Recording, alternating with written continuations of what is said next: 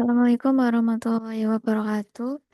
Perkenalkan, saya Melisa Berstana Reva. Di sini saya akan menjelaskan proyek database saya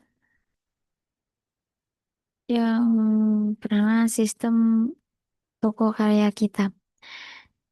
Sistem ini merupakan sebuah sistem informasi penjualan elektronik yang berbasis database. Sistem ini dibuat untuk membantu toko elektronik yang awalnya berjalan secara offline agar bisa beroperasi secara online. Dengan semua transaksi yang bisa tercatat rapi mulai dari pembelian, pembayaran hingga pengiriman barang sampai di tangan pembeli. Baik, hmm, ini adalah gambaran ERD dari database saya. Baik, saya jelaskan dulu gambaran umum sistemnya. Sistem ini memiliki dua pengguna. Yang pertama yaitu admin. Admin di sini bertugas untuk mengelola seluruh data seperti produk, merek, pesanan, pembayaran, hingga pengiriman. Nah, yang selanjutnya yaitu pembeli. Pembeli di sini hanya dapat melihat daftar produk, menambahkan ke keranjang, melakukan pemesanan, memilih metode pembayaran, dan menunggu barang dikirim sampai ke alamat mereka. Semua aktivitas tersebut akan tersimpan dalam database supaya prosesnya menjadi efisien, aman, dan lebih mudah dikelola. Selanjutnya saya akan menjelaskan struktur dan relasi antar tabel dari sistem database saya ini.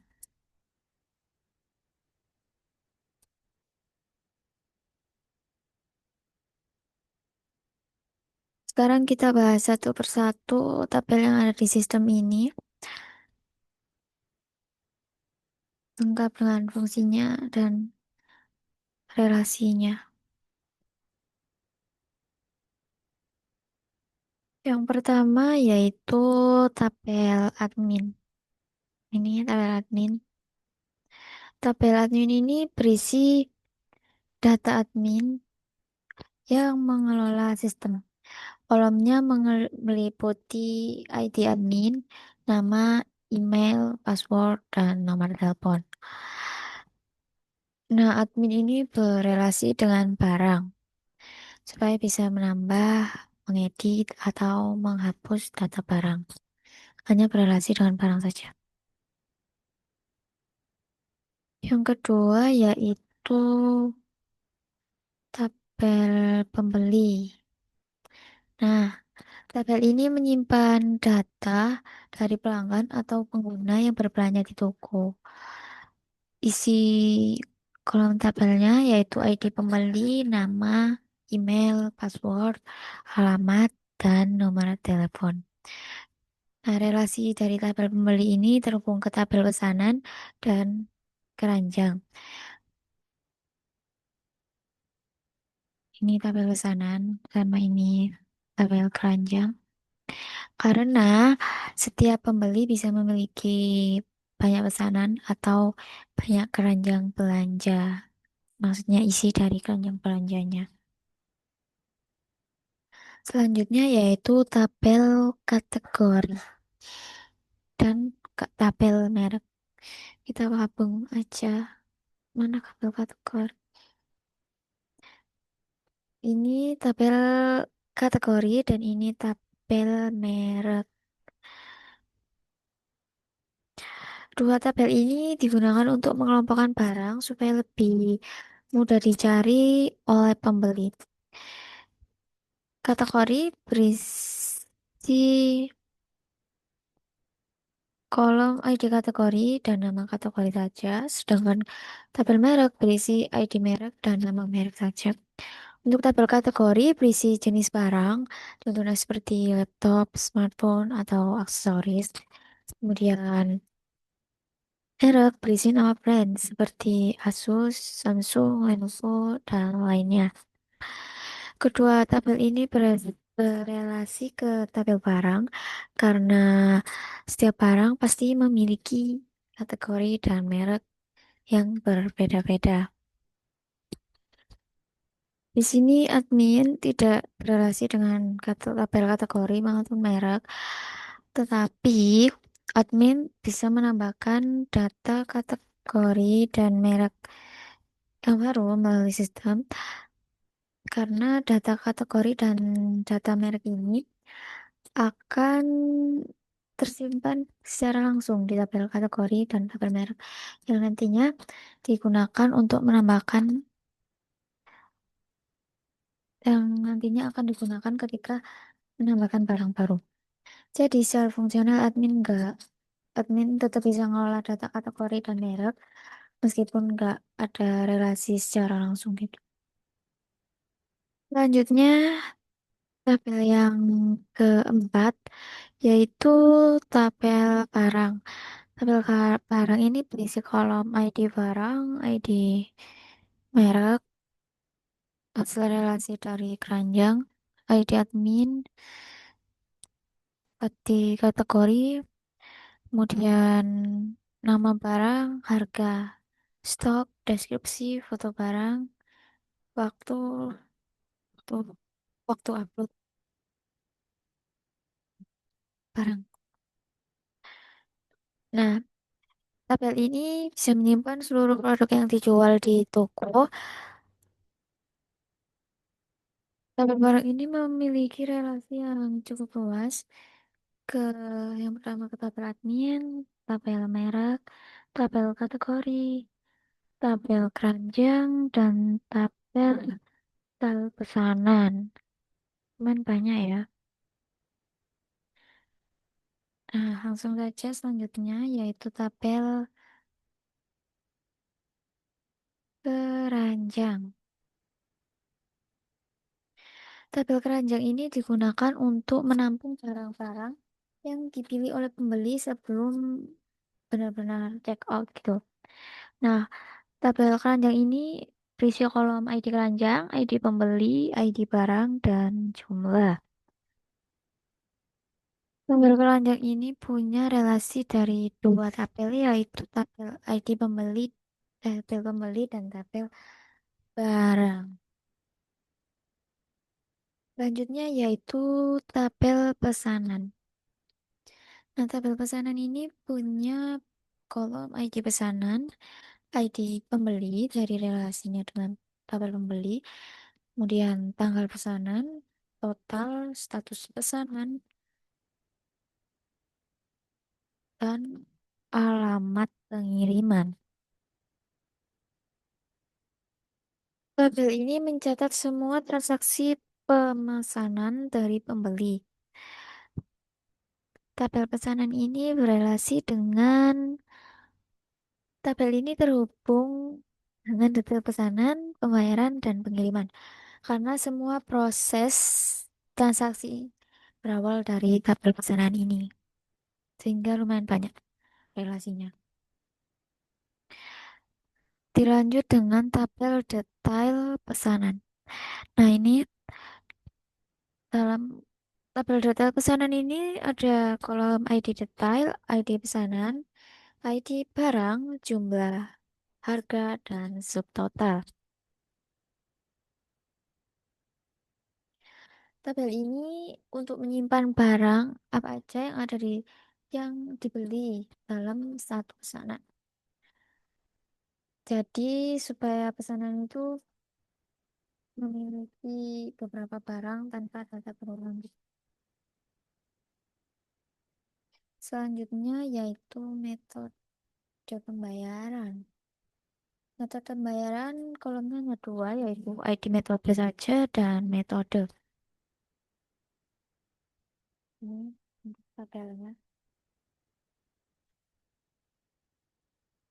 Tabel ini berisi pemilihan metode pembayaran yang disediakan oleh toko. Tabel ini terhubung ke pembayaran supaya setiap transaksi memiliki Memiliki metode pembayaran yang jelas dan menyesuaikan dengan pengguna. Selanjutnya yaitu tabel pembayaran. Ini untuk tabel pembayaran.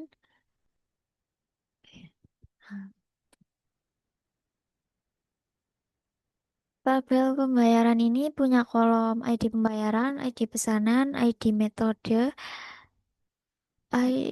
jumlah total, tanggal bayar, dan status bayaran.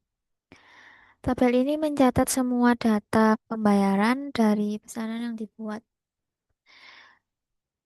Tabel ini punya relasi ke pesanan dan ke metode pembayaran. Untuk pesanan ini, karena satu pesanan jelas memiliki satu metode pembayaran, kemudian ke metode pembayaran ini karena untuk mencatat metode pembayaran apa yang digunakan oleh pembeli. Tabel selanjutnya yaitu tabel yang 10 dan 11 yaitu ekspedisi dan pengiriman. Dalam tabel ekspedisi terdapat dua kolom, yaitu ID ekspedisi dan nama ekspedisi. Nah, tabel ekspedisi ini berisi daftar jasa pengiriman apa aja. Gitu. Mungkin contohnya seperti Gen T, Gen E, seperti itu. Nah, tabel ekspedisi ini punya relasi ke pengiriman. Selanjutnya yaitu tabel pengiriman. Tabel pengiriman punya kolom ID pengiriman, ID pesanan, ID ekspedisi, biaya ongkir, tanggal kirim, tanggal terima, status, dan nomor resi. Pengiriman punya relasi ke ID pesanan karena setiap pesanan yang dikirim akan melalui satu pengiriman.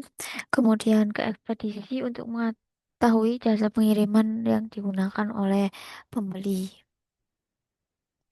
Nah, itu adalah struktur tabel dari sistem database saya, sistem database elektronik, toko elektronik. Di sini ada 12 tabel ya yang membangun sistem toko elektronik tersebut.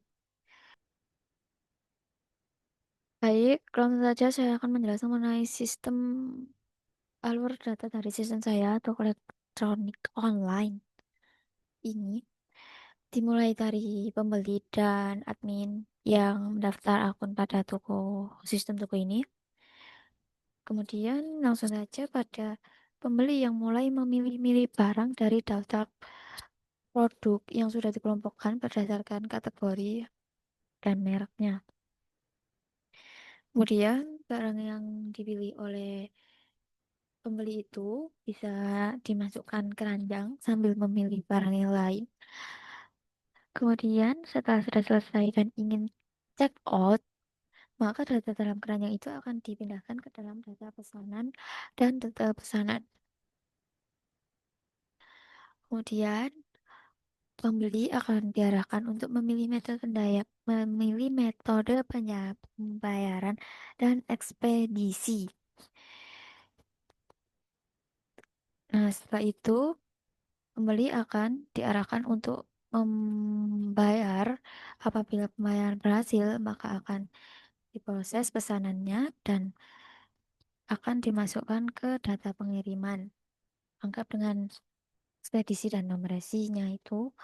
Nah, maka di situ barang akan diproses dikirim dan jika barang sudah dikirim dan sudah sampai ke pembeli, maka admin atau sistem bisa mengubah status pesanannya menjadi selesai. Seperti itu. Jadi sistem database toko karya kita ini dirancang dengan struktur yang saling terhubung. Mulai dari data pembeli, barang, pesanan, pembayaran, hingga pengiriman. Semua tabelnya saling berkaitan untuk membentuk buka alur transaksi yang lengkap dan efisien. Sistem ini akan membantu admin untuk mengelola data toko secara pusat dan memberikan pengalaman belanja yang lebih nyaman dan efisien bagi pembeli. Seperti itu. Baik, itu untuk penjelasan dari sistem saya, yaitu sistem database toko elektronik online. Selanjutnya akan dilanjutkan untuk pembahasan mengenai fungsi dan prosedur dari database saya ini.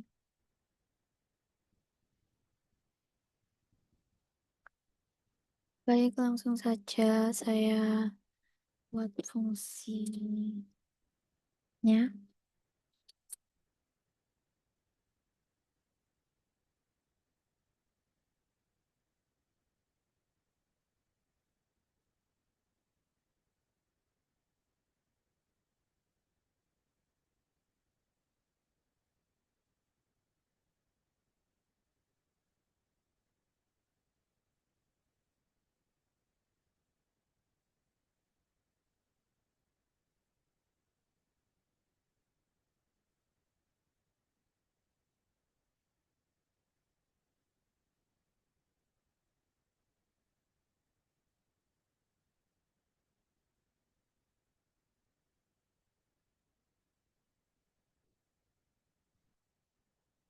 Saya akan membuat fungsi yang bernama hitung total pesanan. Nah, refresh itu buat kalau ada fungsi sebelumnya, maka akan otomatis diganti. Lanjut.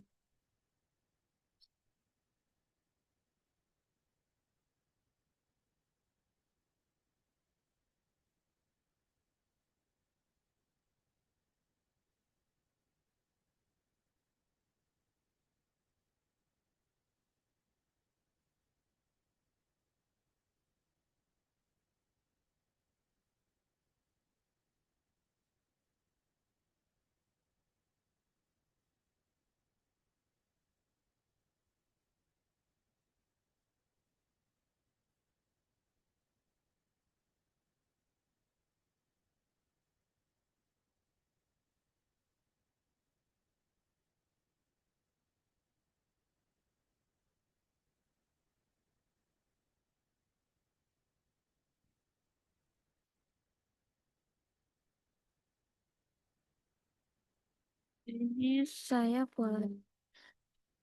buat fungsi hitung total pesanan ya. Parameter inputnya itu diambil dari ID pesanan.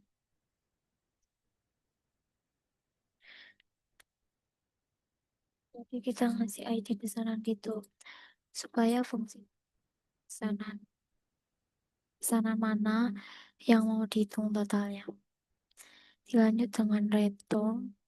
Ini buat mengembalikan nilai hasil berupa angka, yaitu total harga pesanannya. Lanjut.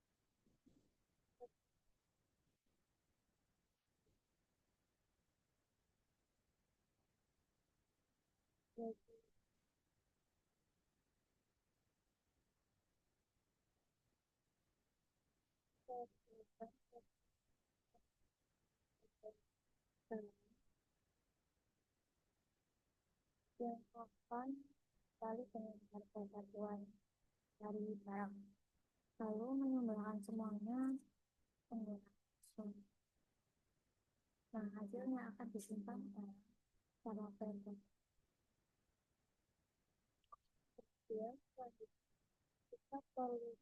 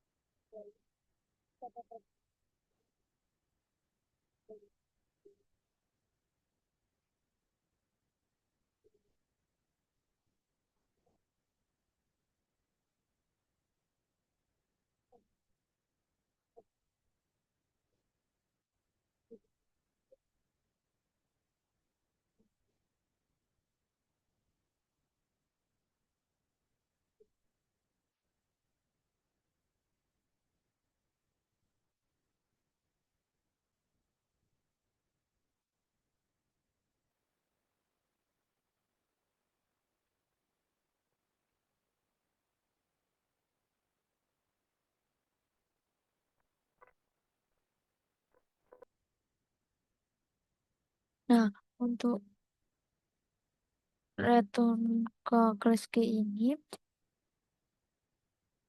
kalau misalnya pesanan itu tidak ditemukan, maka fungsinya akan dikembalikan jadi nol gitu supaya tidak error. Atau bisa ganti jadi nol sih.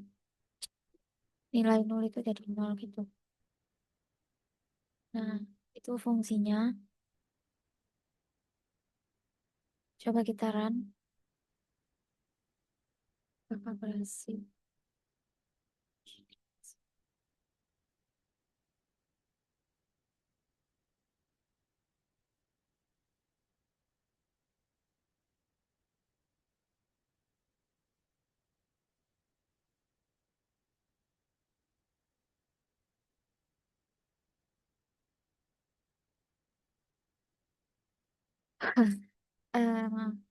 Ada error.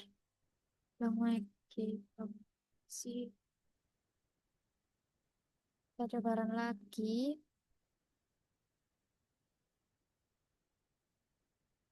Nah, fungsi sudah berhasil di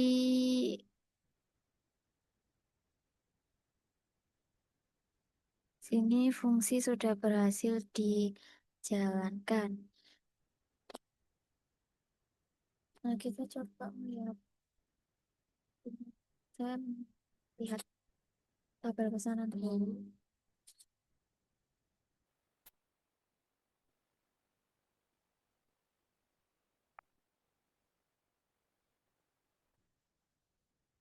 Nah, ini untuk tabel pesanannya. Di sini saya akan menghitung jumlah pesanan dari eh, pesanan 001.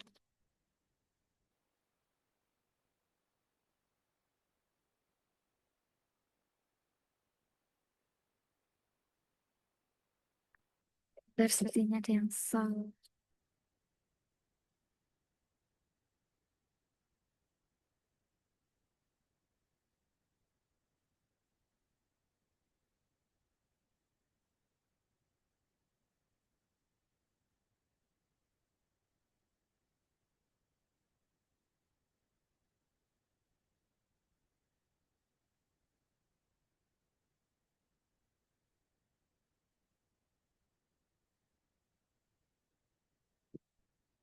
Nah, untuk ID pesanan O00 125. cek tabel pesanan lagi.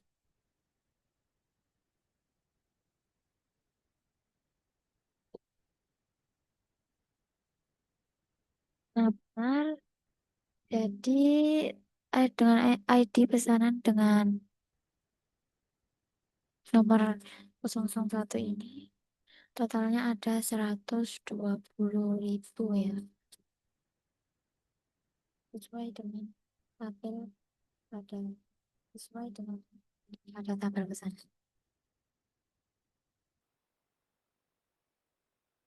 Selanjutnya saya akan membuat contoh fungsi lagi. Kali ini saya membuat contoh fungsi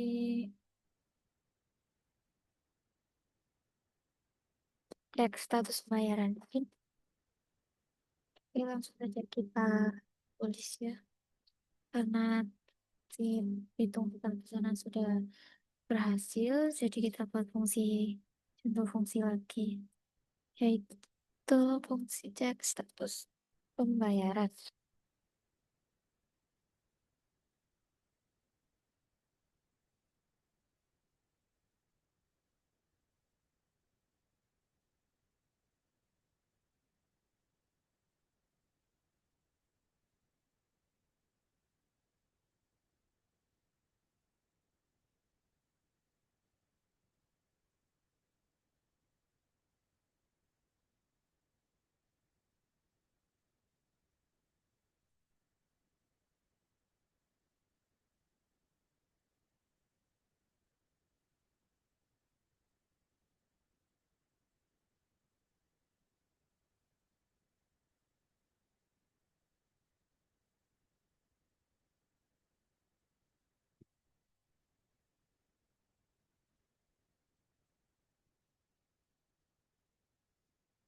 Nah, di sini saya membuat fungsi cek status pembayaran yang parameternya diambil dari ID pesanan.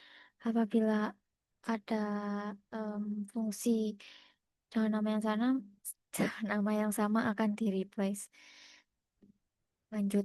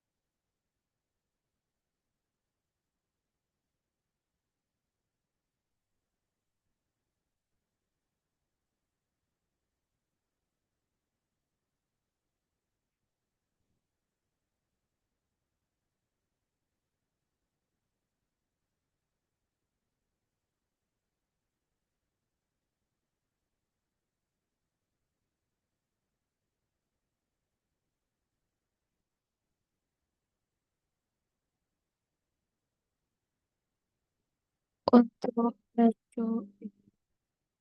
return pakar declare status pembayaran ini untuk mendefinisikan variabelnya itu nanti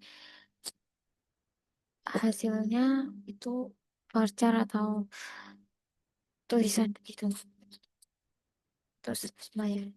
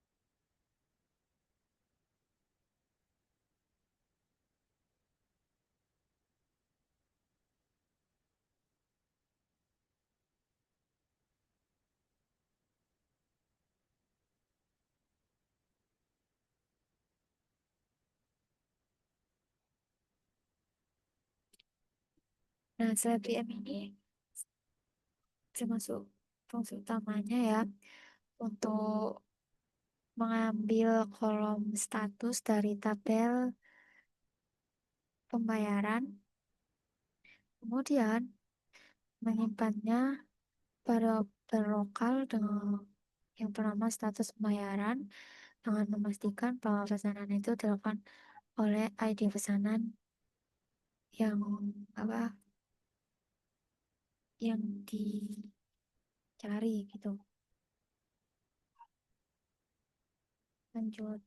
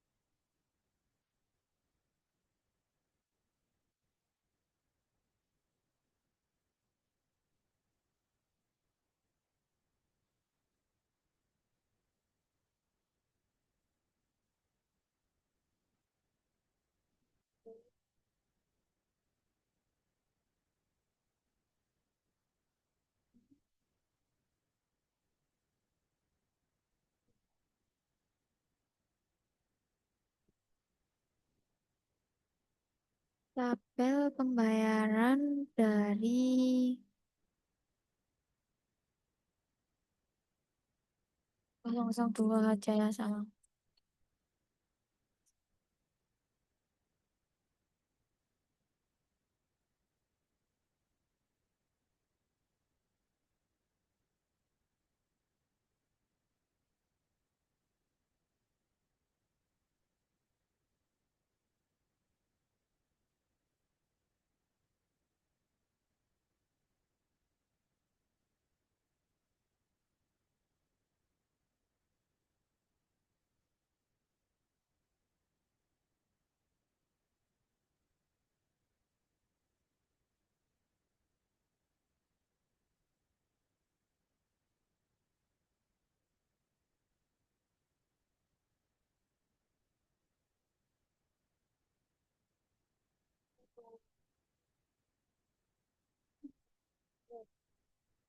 Saya tadi mau lihat ID pesanan 02 malah udah 01. Udah nggak apa-apa, ini ID pesanan 01 ini sukses ya. Kita coba cek di status di tabel pembayaran 01. Nah, sukses. Ya, tadi saya belum jelasin ini untuk return koalisi status pembayaran BIM ini. Apabila datanya itu belum ada atau nol, maka fungsinya akan menampilkan teks belum. Itu aja sebagai informasi. Nah, kita coba buat cek status pembayaran dari tabel yang lain. Contohnya tabel 05 ini.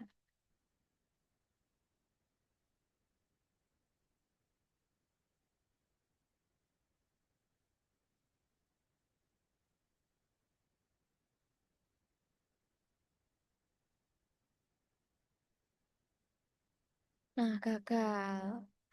Seperti, ya ampun.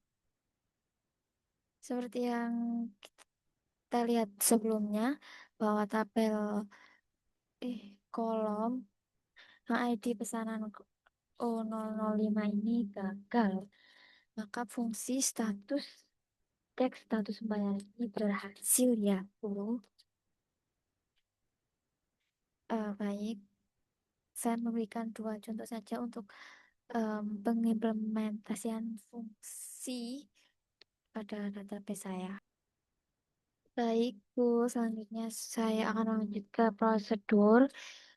Prosedur itu kan beda dengan fungsi. Kalau fungsi itu mengembalikan nilai, sedangkan kalau prosedur itu menjalankan aksi di database. Contohnya di update, delete, dan insert. Langsung saja kita pada pengimplementasian prosedur pertama.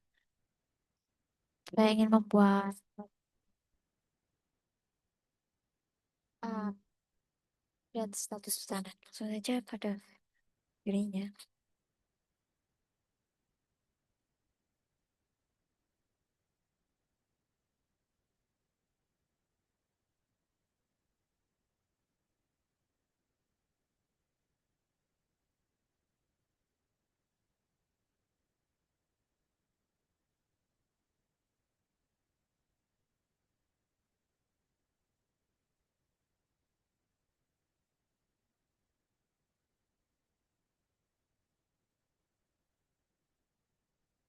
Saya membuat prosedur dengan nama update status pesanan yang akan mengupdate status pesanan pada sistem database saya ini.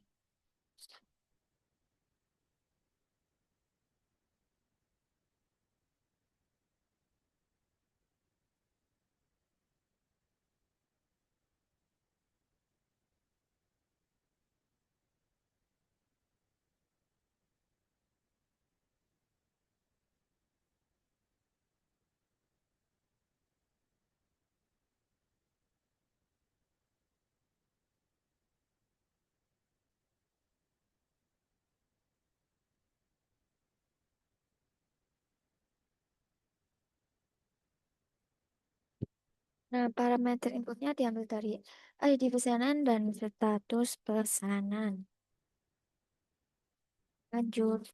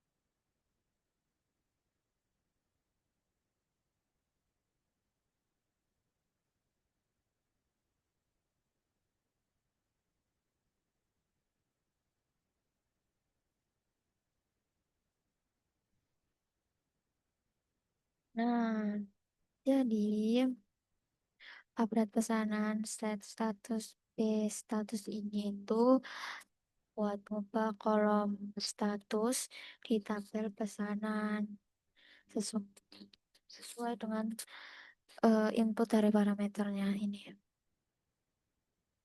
Yang where dan where ini untuk memastikan benar-benar ID pesanan yang akan diupload. Langsung saja kita cek dulu tabel dari pesanan.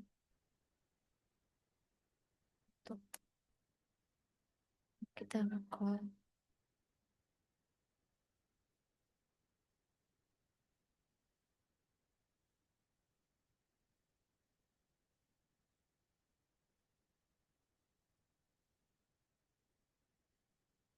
Nah, sudah nampak tabel tabel pesanannya. Di sini ada beberapa pesanan yang dikirim dan masih dibayar belum dikirim. Jadi kita akan nyoba buat mengubah yang dikirim menjadi selesai dan yang dibayar menjadi dikirim. Lalu saja kita coba Astagfirullah. Run dulu prosedurnya. Apakah nggak error? Ah. Nah, di sini prosedur sudah berhasil dibuat ya, Bu. Langsung saja kita call. Call itu buat mana prosedur? Store box turun. Call update. Status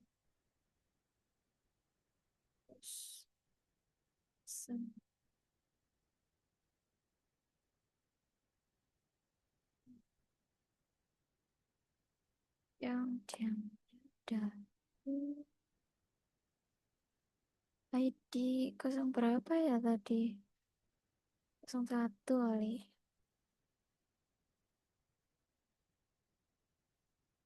Kan tadi dikirim ID 01. Kita ubah menjadi selesai.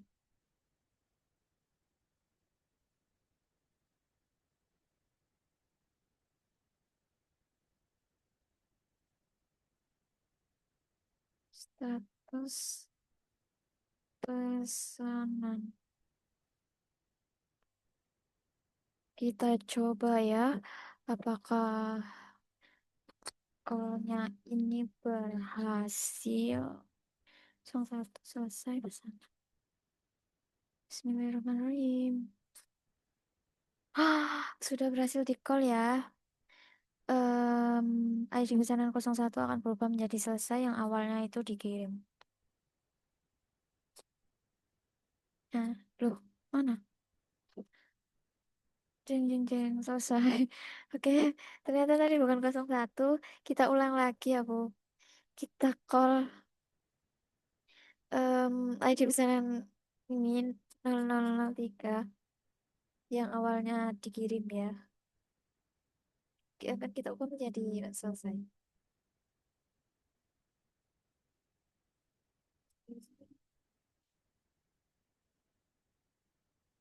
Oh, pesanannya. Apakah sudah berubah menjadi selesai? Nah, yang tadi ya ini yang tadi awalnya ID pesanan O0003 itu selesai dikirim sudah berubah menjadi selesai. Tandanya prosedur ini berhasil diimplementasikan kepada database saya. Kita coba lagi yang dibayar ini diubah menjadi selesai. 06 dan 02 ya, Bu.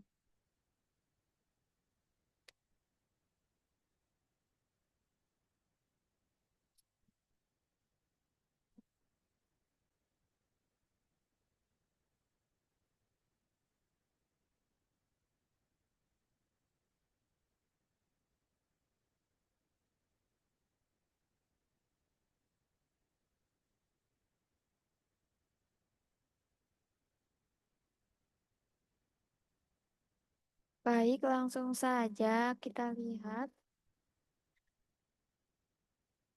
06-nya kok belum berubah ya.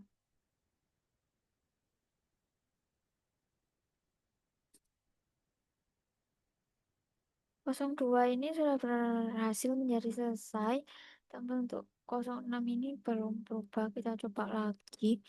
Ini benar kan 06? Berhasil di call. Apakah berubah?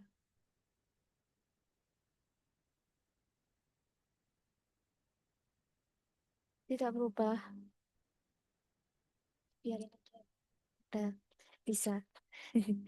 Lanjut pada prosedur selanjutnya.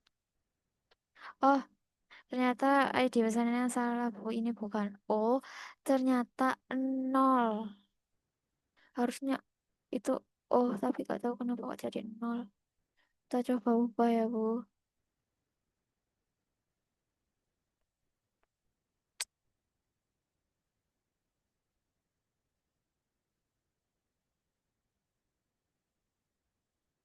06. Nah, 06-nya sudah berubah menjadi selesai. Berhasil ya, Bu. Terlanjut lagi pada prosedur yang kedua, yaitu apa ya? Kita ketik dulu.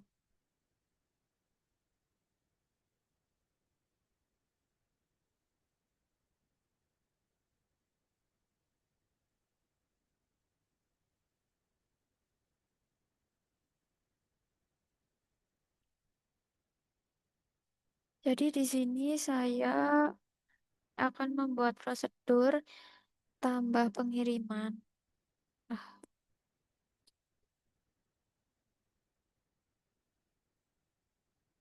juga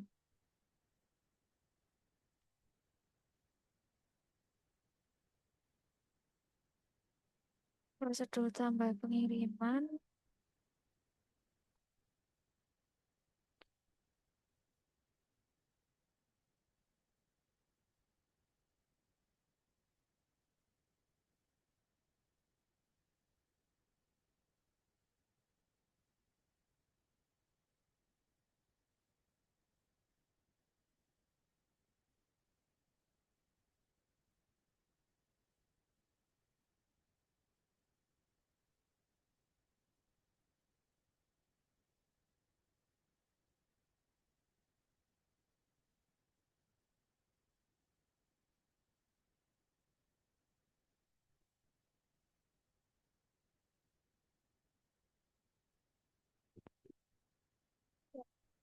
Baik, di sini saya akan membuat loh,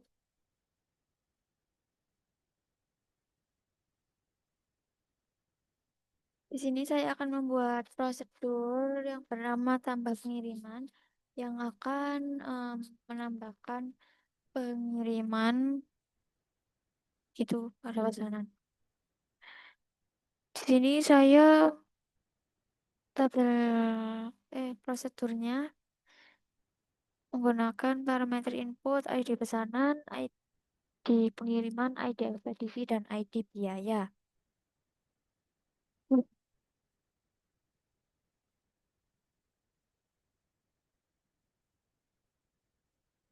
Langsung saja kita lanjut ya.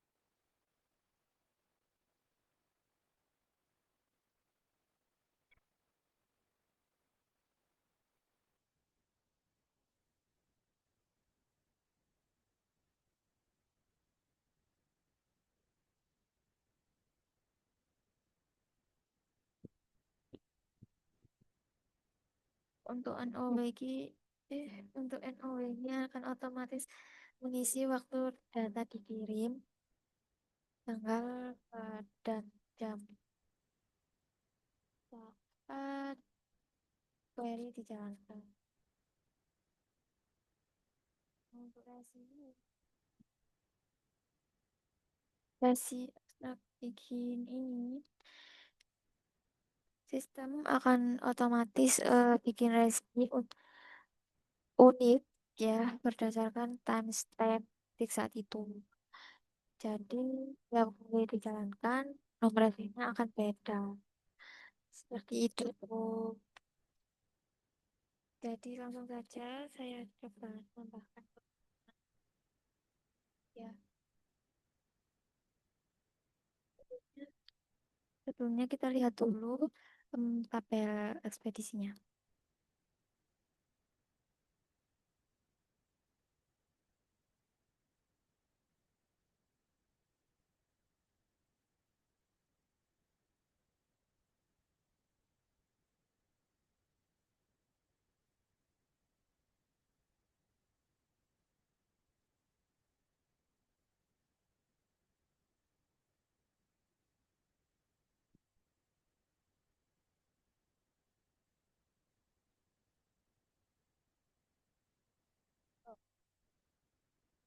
Ini untuk tabel ekspedisi, bukan tabel ekspedisi ya. Kita lihat dulu tabel pengiriman. Maaf, aku salah.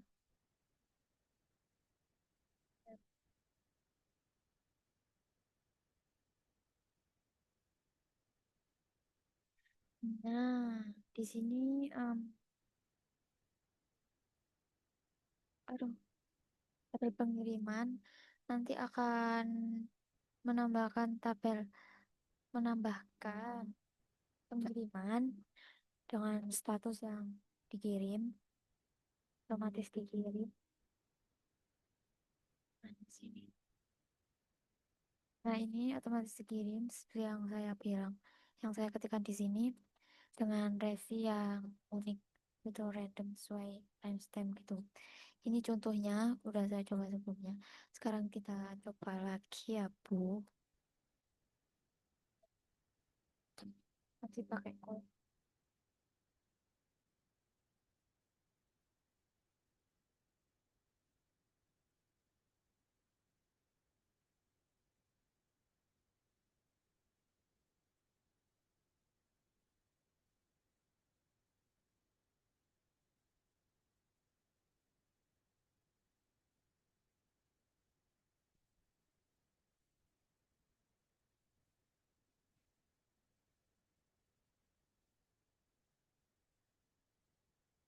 S007 ya.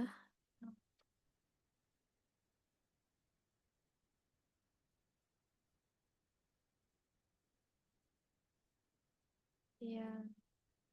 Oh,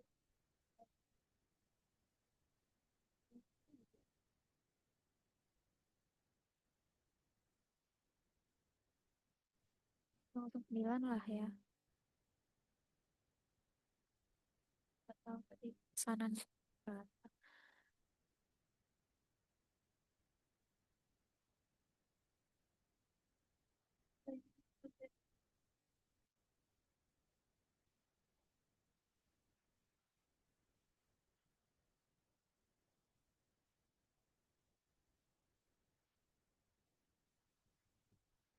Ini aja. Lanjut.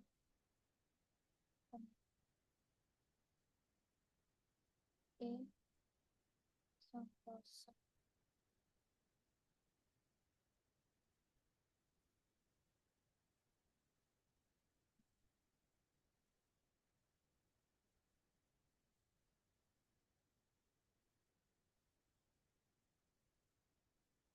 Untuk biaya ongkirnya kita 20.000 saja.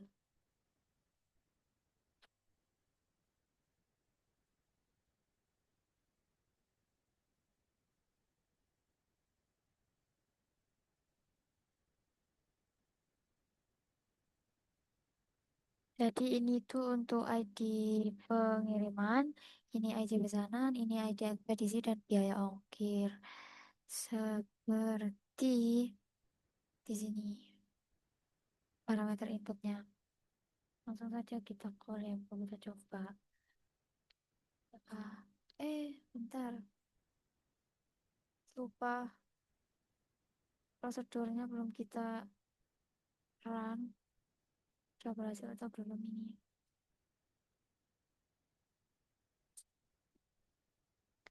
Resi. Hmm, ternyata ada salah. Salah apa ya?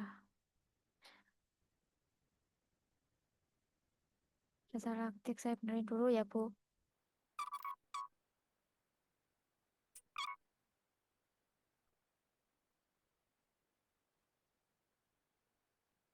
Nah, sudah selesai. Tadi kurang koma-koma aja. Sekarang prosedurnya sudah berhasil dibuat ya, Bu. Sekarang kita coba call tambah pengiriman. Apakah berhasil?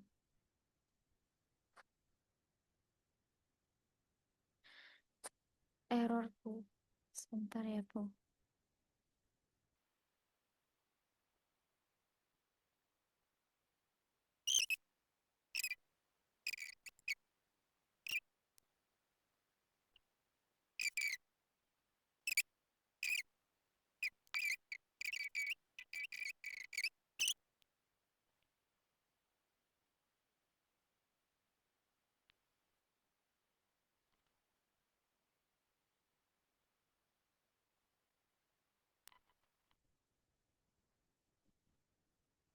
Kendala ya, itu.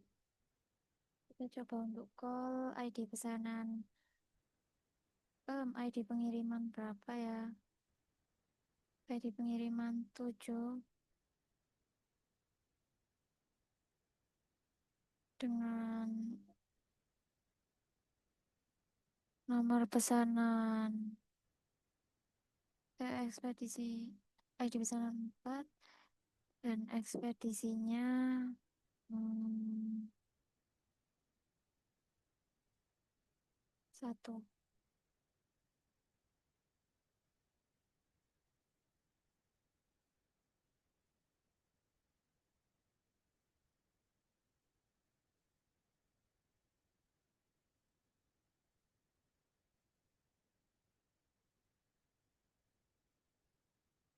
Oh, ID pengiriman 7 ada. Kita coba 8 ya. Pesan tadi nggak ada deh. Nah, sudah berhasil. Kita cek tabel pengirimannya.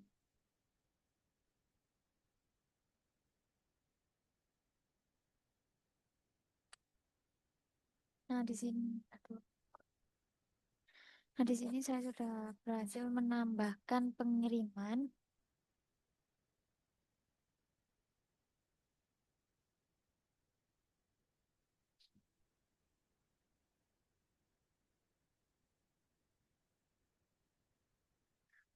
Di sini saya sudah berhasil menambahkan pengiriman, ID pengiriman 8, ID pesanannya 4, ID ekspedisinya 1, dan ada 20.000.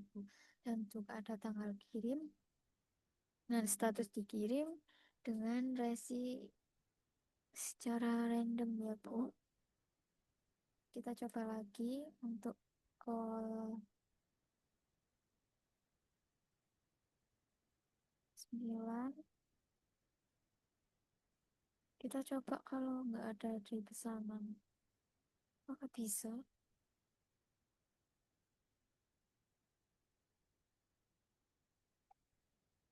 ID ekspedisi nggak ada, cuma 1 sampai 3. Kita coba.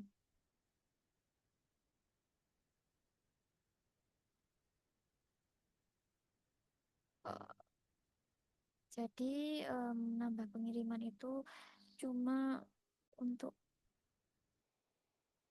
yang sudah ada ID pesanannya aja. Jadi nambah pengiriman pada pesanan.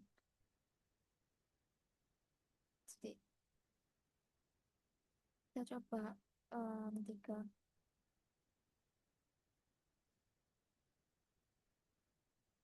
berhasil.